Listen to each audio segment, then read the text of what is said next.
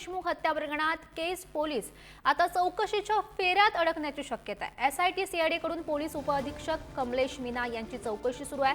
देशमुख हत्या प्रकरणी काही माहिती मिळते का याची चौकशी सध्या सुरू आहे। देशमुख कुटुंबियांसह राजकीय नेत्यांचा केस पोलिसांवर सध्या संशय पाहायला मिळतोय। या प्रकरणातली ही महत्त्वाची अपडेट। आता केस पोलीस चौकशीच्या फेऱ्यात अडकलेले आहेत। एसआयटी सीआयडी कडून पोलीस उपअधीक्षक कमलेश मीना यांची सध्या ही चौकशी।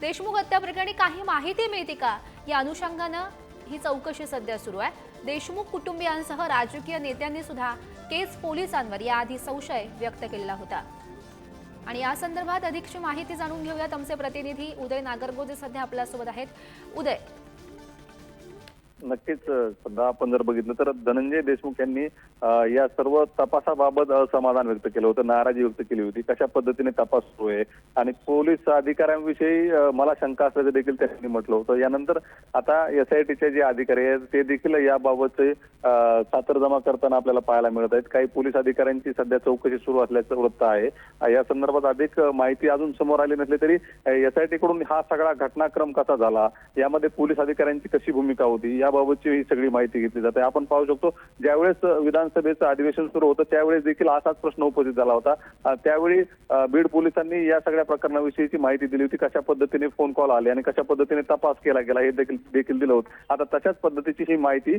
एसआयटीला सुद्धा द्यावी लागत आहे। विशेष म्हणजे या संदर्भात जी न्यायालयीन समिती नियुक्त करण्यात आली आहे त्या न्यायालयीन समितीचा जो आदेश आहे त्यामध्ये दोन मुद्दे असे आहेत ज्यामध्ये या प्रकरणाची तपास करणारे जे अधिकारी आहेत त्यांची देखील चौकशी न्यायालयीन समिती करणार आहे। त्यामध्ये कशा पद्धतीने घटनाक्रम जो झाला त्यामध्ये पोलीस अधिकाऱ्यांच्या कशा पद्धतीने रिस्पॉन्स होता, कशा पद्धतीने तपास केला गेला हे देखील ही न्यायालयीन समिती तपासणार असून आता जरी एसआयटी कडून माहिती घेतली जात असली, चौकशी केली जात असली तरी पुढे न्यायालयीन समितीच्या पुढे देखील या सर्व अधिकाऱ्यांना जावं लागणार आहे आणि कशा पद्धतीने हा सगळा तपास केला याची देखील उत्तरं द्यावी लागणार आहेत।